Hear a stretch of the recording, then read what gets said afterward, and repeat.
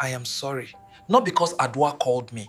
Yeah? Because I have been looking at the wrong things for 11 years. Drink your tea.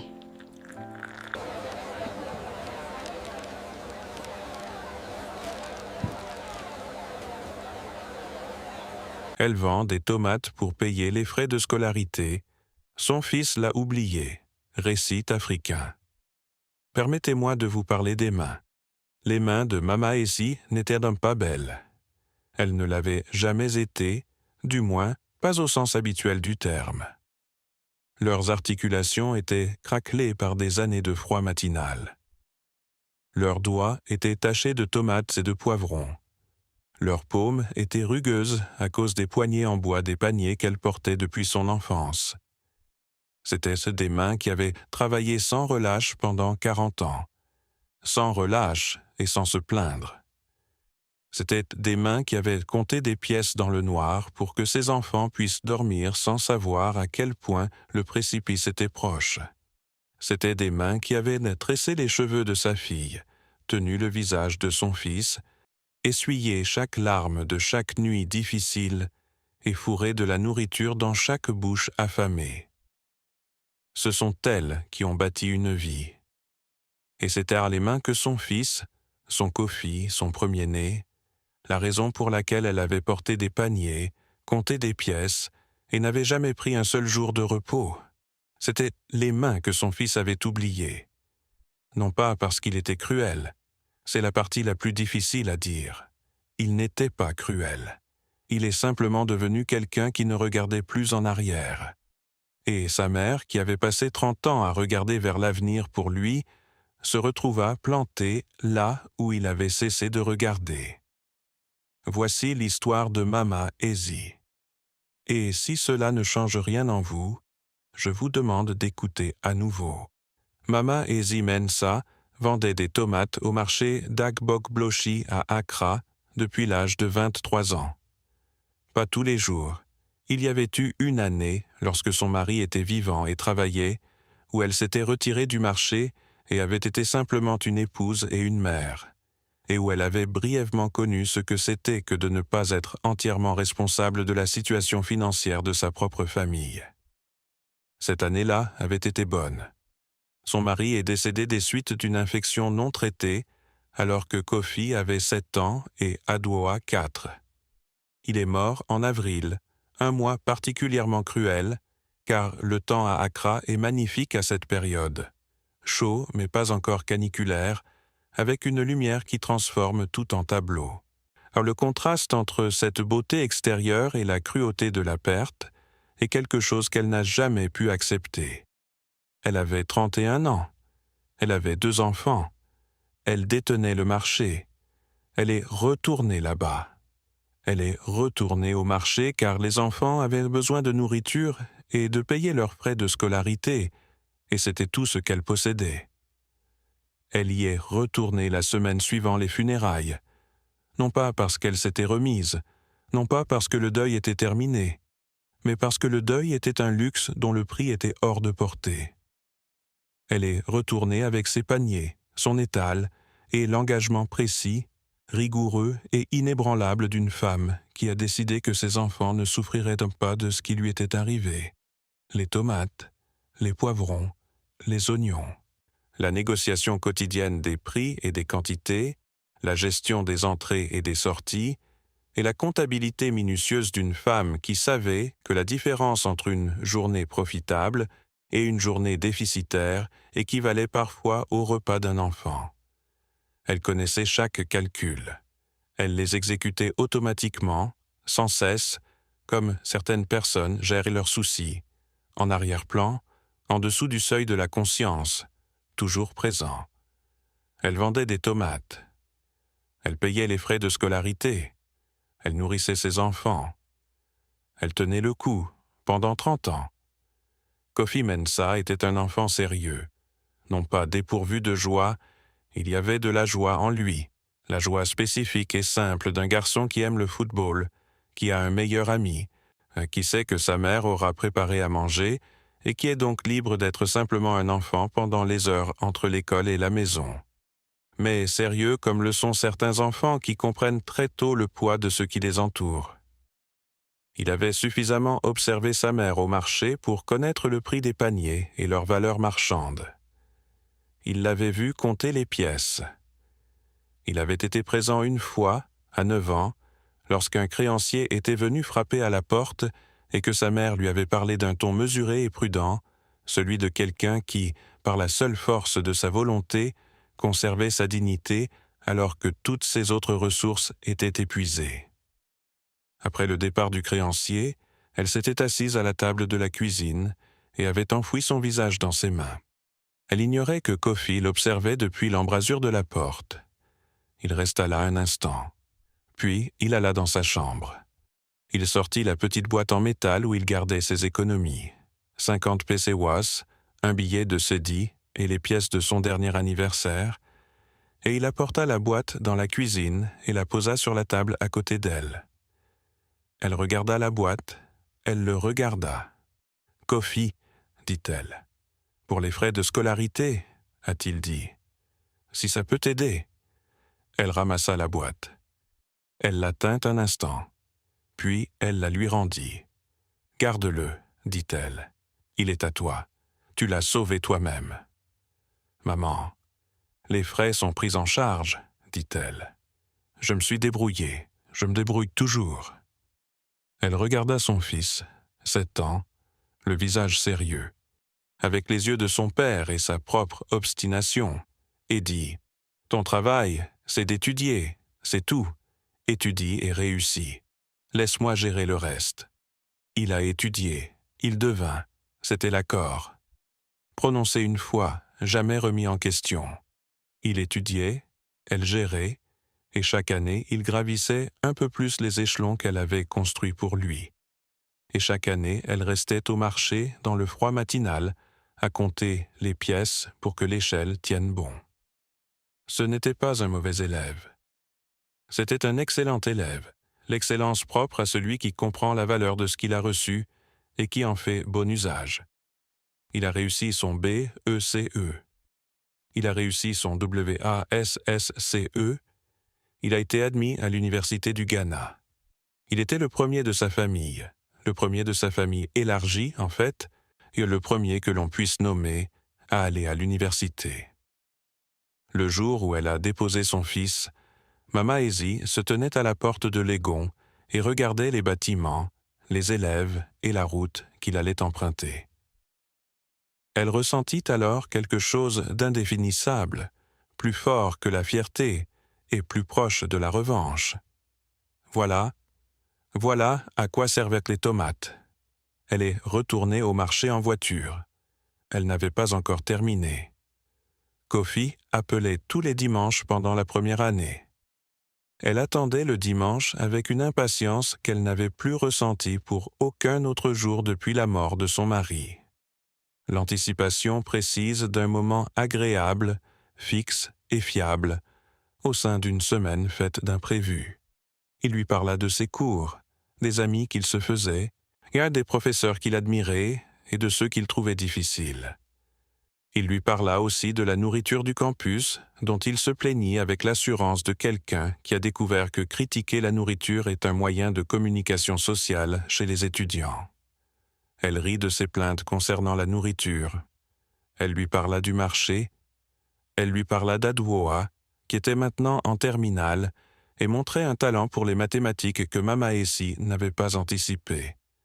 Elle lui parla du nouveau-né de la voisine, des péripéties au comité de l'église et des petites nouvelles, précises et constantes, qui jalonnaient la vie à la maison, transformée pendant ses études universitaires. Il écoutait, il riait au bon moment. Il était toujours Kofi, son Kofi, le garçon sérieux aux yeux de son père et qui appelait du campus le dimanche soir. La deuxième année, les appels sont devenus bimensuels. Elle se disait « il est occupé ». La deuxième année est plus difficile, c'est normal. La troisième année, elles sont devenues mensuelles. Elle se dit « il prépare ses examens ». La pression de la dernière année. C'est normal. Il a obtenu son diplôme. Elle assistait à la cérémonie, elle et Adwoa, toutes deux vêtues de leurs plus beaux atours, Adwoa portant la robe bleue que Mama Ezi avait achetée après 3 semaines d'économie. Assise parmi les familles, elle regardait Kofi traverser la scène et recevoir son diplôme.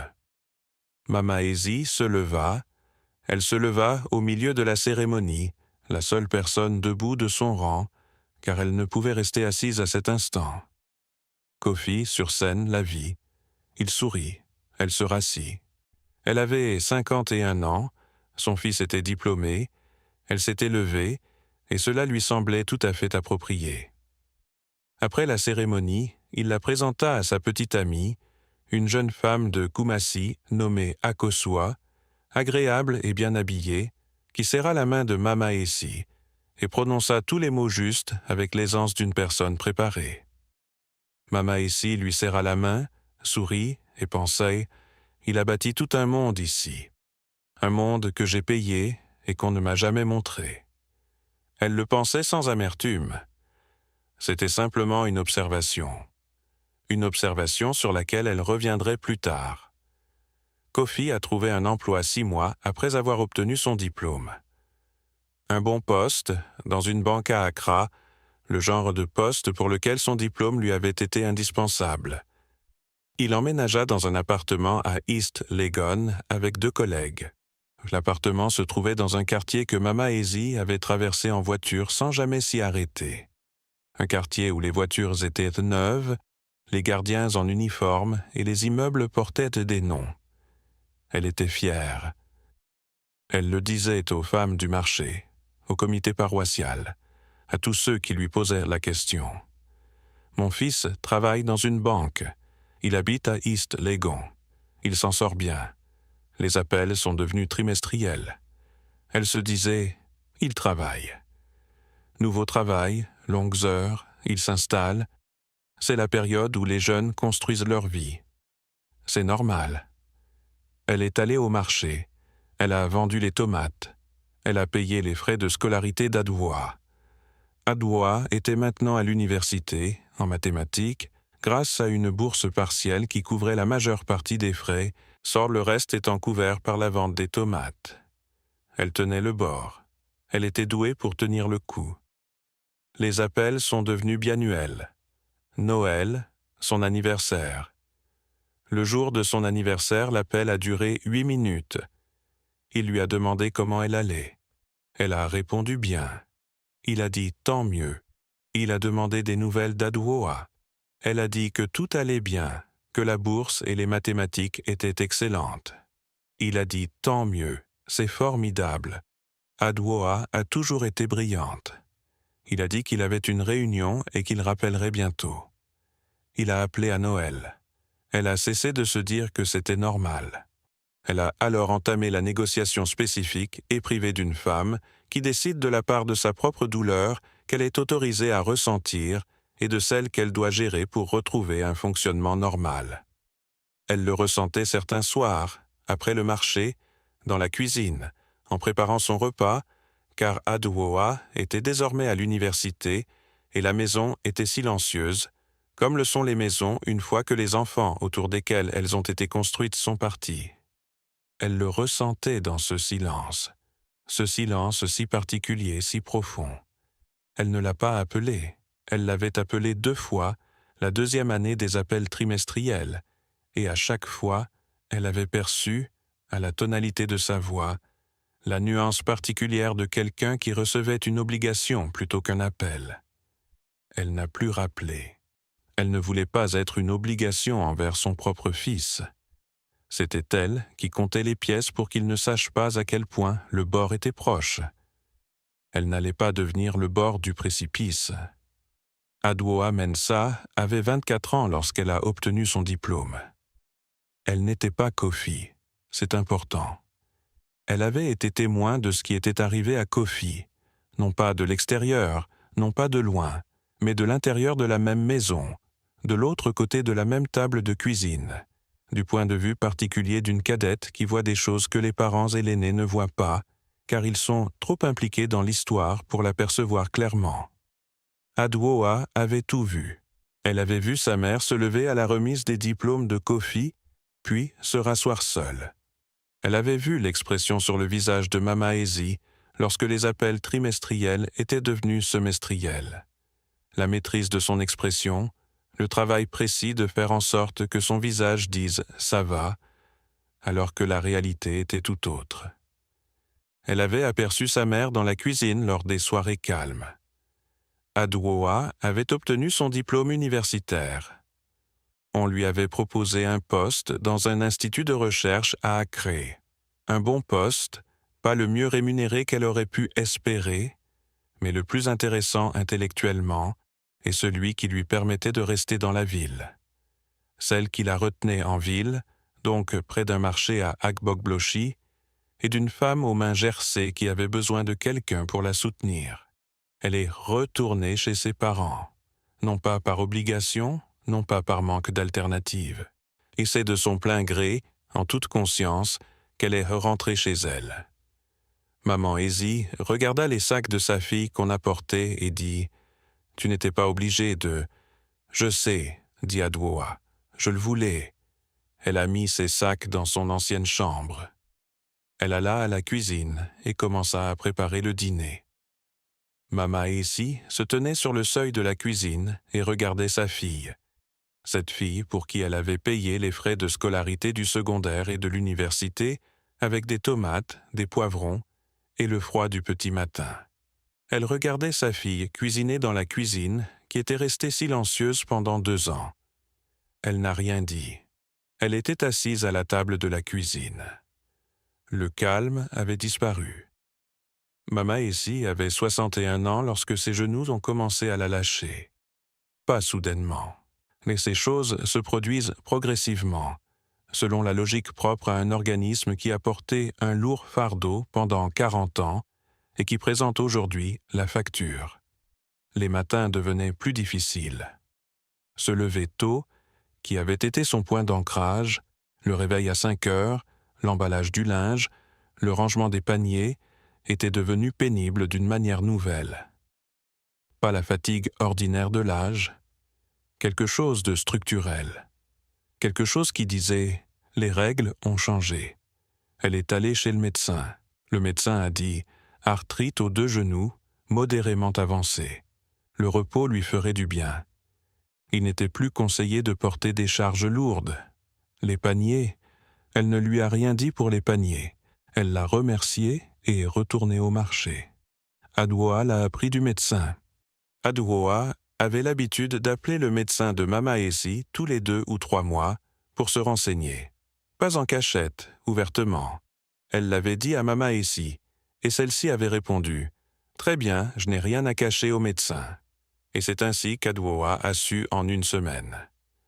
Elle rentra du travail et s'assit en face de sa mère à la table de la cuisine. « Les genoux, » dit-elle. « Elles sont gérables, » a dit Mama Ezi. « Les paniers. »« C'est comme ça qu'on mange, » a dit Mama Ezi. « Maman, » dit Adwoa, « je travaille, nous mangeons grâce à mon salaire. Les paniers, ces paniers sont à moi, » a déclaré Mama Ezi. « Je ne suis pas prête à les poser. » Adwoa regarda sa mère. Elle avait compris. Les paniers n'étaient pas seulement un moyen de subsistance, ils étaient une identité. 40 ans à être la femme de l'étal, à être connue de tous les commerçants de ce marché, à faire partie intégrante du lieu. Les abandonner n'était pas une question pratique, c'était une question existentielle. « Alors vous ne les laisserez pas seuls, » dit Adwoa. « Je viendrai avec vous, 2 matins par semaine. Vous m'apprendrez tout ce que vous savez sur le marché. » Maman Ezi la regarda. « Vous êtes mathématicienne, » dit-elle. « Le marché, c'est des mathématiques, » a déclaré Adwoa. « Vous me le répétez depuis que j'ai 6 ans. » Maman Ezi a failli sourire. « 2 matins, » dit-elle. « Vous verrez à quelle heure ça commence. »« Je sais à quel point ça commence tôt, » a déclaré Adwoa. « Je le sais depuis que je suis enfant. » Kofi a entendu parler des genoux par Adwoa, non pas parce que Mama Ezi l'avait appelé. Elle ne l'avait pas appelé depuis 3 ans, depuis le 2e appel, un appel qui lui avait paru une obligation et qu'elle avait décidé de ne plus jamais répéter. Elle refusait de jouer le rôle d'une personne indispensable à son fils. Elle refusait d'être la seule à le faire. Adwoa l'a appelée. L'appel fut brutal. Adwoa avait hérité de l'entêtement de sa mère et avait passé 24 ans à constater les dégâts que la douceur n'avait pu empêcher. Elle n'était donc pas d'humeur à la douceur. Elle lui a parlé des genoux. Elle lui a parlé des matins. Elle lui a parlé des 3 dernières années d'appels semestriels, de la cuisine et du calme. Elle lui a tout raconté avec la précision d'un mathématicien présentant une démonstration. Voici les faits, voici ce qu'ils démontrent, voici ce que vous devez comprendre. Kofi resta longtemps silencieux. Puis il a dit « Je viendrai ce week-end. » « Ne viens pas parce que je t'ai appelé, » dit Adwoa. « Viens parce que c'est ta mère. » Il est arrivé ce samedi-là. Il est arrivé dans l'après-midi. Adwoa était au travail. Elle l'avait fait exprès. Elle voulait que Kofi et Mama Essie soient seuls. Elle ne voulait aucun intermédiaire. Elle voulait qu'ils soient assis ensemble dans la cuisine, sans aucun obstacle entre eux. Elle n'avait pas dit à Mama Essie qu'il venait. Mama Essie a ouvert la porte. Elle regarda son fils. Il avait 35 ans. Il avait le travail, l'appartement et la vie qu'elle lui avait permis d'atteindre. Il avait bonne mine, bien habillé, en bonne santé, l'allure soignée d'un homme qui vit confortablement. Il regarda sa mère. Il regarda ses mains. Il n'avait pas vu ses mains depuis. Il essaya de calculer 3 ans. La dernière fois qu'il était rentré, c'était il y a 3 ans. Il ne l'avait pas remarqué alors, ou bien il l'avait remarqué, puis refoulé et n'y était plus jamais revenu. À présent, il se tenait sur le seuil et regardait les mains de sa mère, les articulations craquelées, le bout des doigts taché, la rudesse de 40 ans de travail au marché, et quelque chose se passa sur son visage. « Maman, dit-il. »« Entrez, dit-elle. Je vais vous préparer du thé. » Ils étaient assis dans la cuisine. La même table de cuisine, les mêmes chaises. La cuisine qui avait nourri 2 enfants avec l'argent du marché pendant 30 ans. Mama Essie préparait le thé.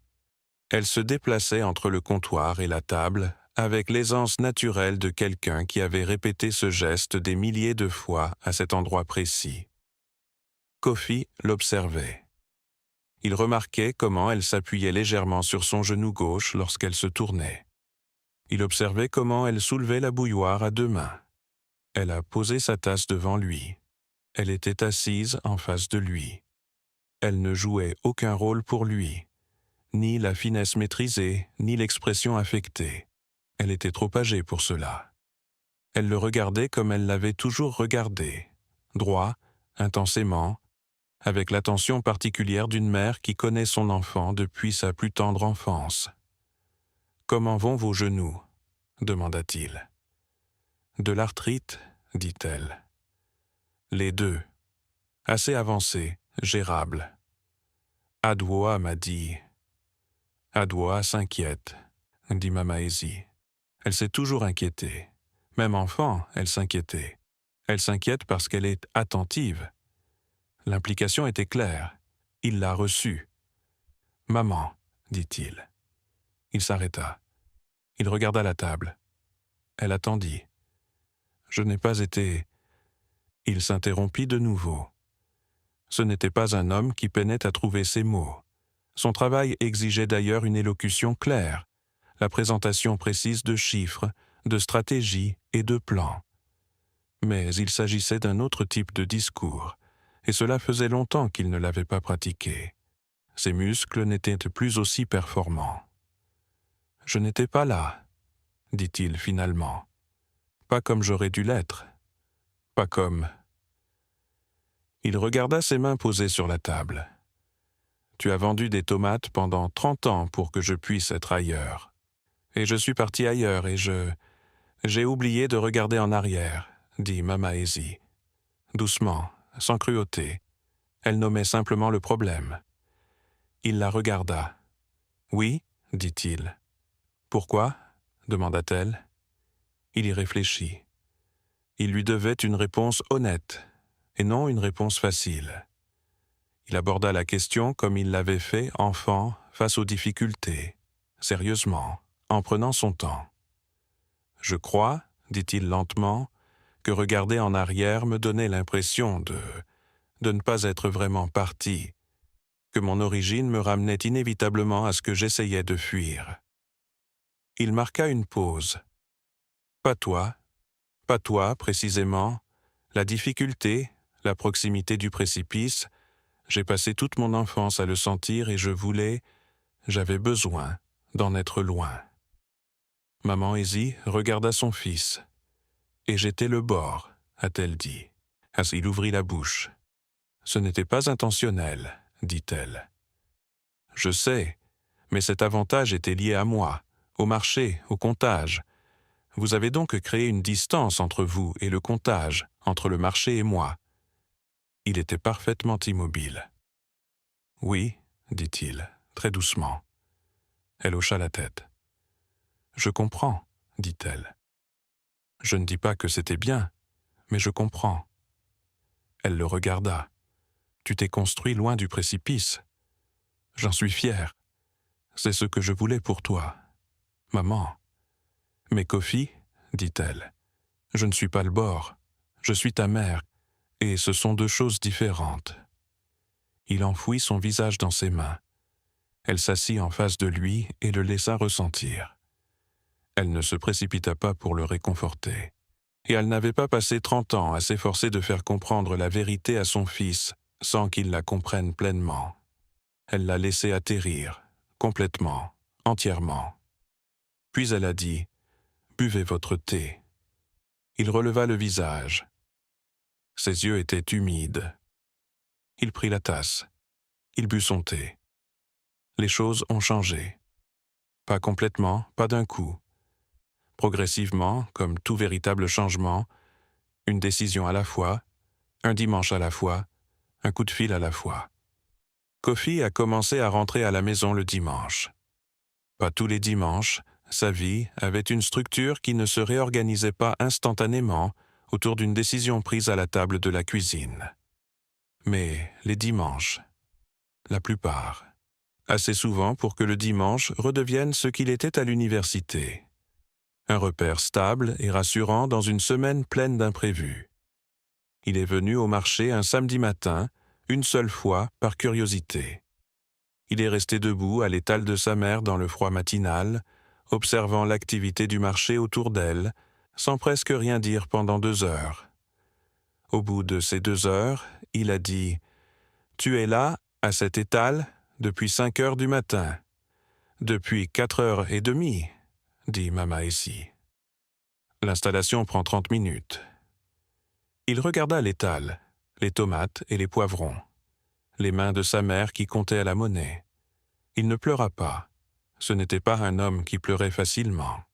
Mais sa mâchoire était crispée, et il fixa un instant quelque chose légèrement au-delà de la porte de l'échoppe avant de se tourner à nouveau vers elle. Il a commencé à contribuer aux dépenses du ménage. Non pas comme un paiement, Mama Essie refusait d'être perçue comme une dette envers son fils. Ils ont trouvé un arrangement qui relevait davantage d'une relation familiale que financière. Cette distinction était primordiale pour elle. Akosua, la petite amie devenue épouse 3 ans après la remise des diplômes, vint à la maison pour la première fois à Noël cette année-là. Elle était bien différente de ce que Mama Essie avait imaginé d'après sa brève impression du jour de la remise des diplômes. Elle était plus chaleureuse, moins apprêtée, comme si l'élégance de la cérémonie n'était qu'une façade, et que là, c'était authentique. Et elle aida en cuisine. Elle posa des questions à Mama Essie et écouta ses réponses. À la fin de la visite de Noël, Akosua confia à Adoa. « Je ne savais pas. Il n'a pas beaucoup parlé de son enfance. Je ne savais pas ce qu'il avait fallu dépenser pour qu'il en arrive là. » Adoa la regarda. « Maintenant, tu le sais, dit-elle. Assure-toi qu'il s'en souvienne. » Akosua jeta un coup d'œil en arrière vers la cuisine où Kofi parlait à sa mère. « Oui, dit-elle. Je le ferai. » Les choses ont changé. Certaines choses n'ont pas changé. Les 3 années n'ont pas été effacées. Les soirées paisibles passées dans la cuisine ne se sont pas estompées.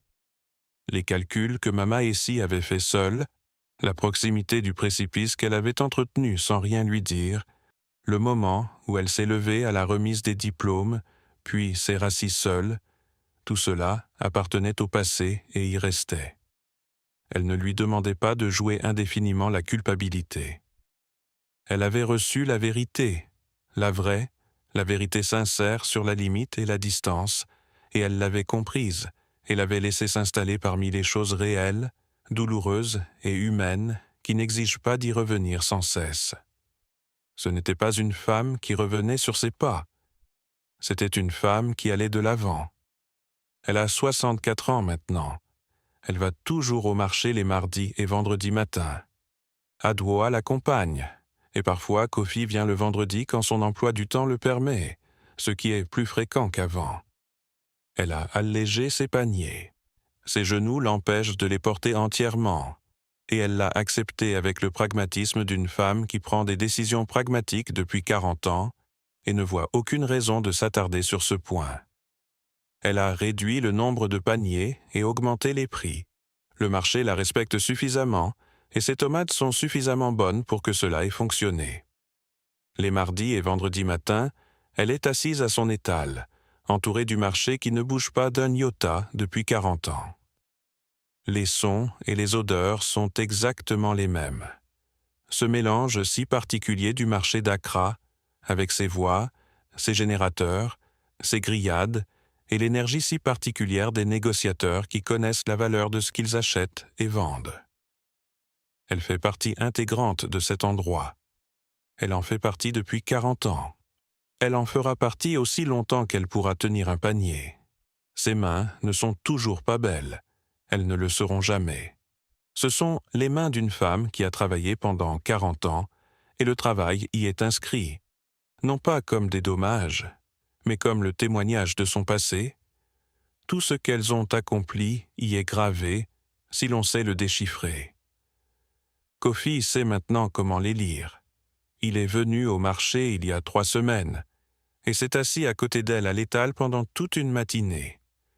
Il n'a pas cherché à l'aider à vendre. Elle était bien meilleure que lui, et ils le savaient tous les deux. Il l'observait, répondait à ses questions sur la banque, et lui parlait d'une décision difficile qu'il devait prendre au travail. Elle l'écoutait et lui donnait son avis, qui était, comme toujours, précis et juste. Et en fin de matinée, un client habituel est venu acheter des tomates et a dit à Kofi : « Est-ce votre mère ? » ?»« Oui, dit-il. »« C'est une bonne femme, » dit le client. « Les meilleures tomates du marché depuis 20 ans. Vous avez de la chance. » Kofi regarda sa mère. « Oui, dit-il. Je sais. » Il l'a dit simplement, sans en faire des tonnes, avec le poids silencieux et précis d'un homme qui est parvenu, tardivement mais pleinement, à une compréhension. « Je sais, dit-il. » Maman Essie n'a rien dit. Elle a rendu la monnaie au client. Elle le lui a tendue de ses mains, craquelée, tachée, rugueuse et entièrement, complètement, irremplaçablement sienne. Et elle ressentit, assise à son étal un mardi matin à Agbokbloshi, avec son fils à ses côtés, et le marché animé tout autour d'elle et la ville, vacant à ses occupations habituelles, elle ressentit la plénitude d'une chose qui était restée incomplète pendant très longtemps. Non réparée, non effacée, terminée. Cela suffisait. C'était plus que suffisant, c'était parfait. Votre mère a-t-elle des mains comme celles de Mama Essie ? Laissez un commentaire ci-dessous et dites-lui, maintenant dans les commentaires, ce que ses mains vous ont donné. Partagez ceci avec toutes les mères qui ont déjà compté des pièces de monnaie dans le noir pour que leurs enfants puissent dormir sans s'en apercevoir. Deuxième partie, le fils de Kofi demande à son père pourquoi les mains de sa grand-mère ont cet aspect, Et la réponse de Kofi bouleverse tout ce que le garçon croyait savoir sur la force. Abonnez-vous, une nouvelle histoire africaine chaque semaine.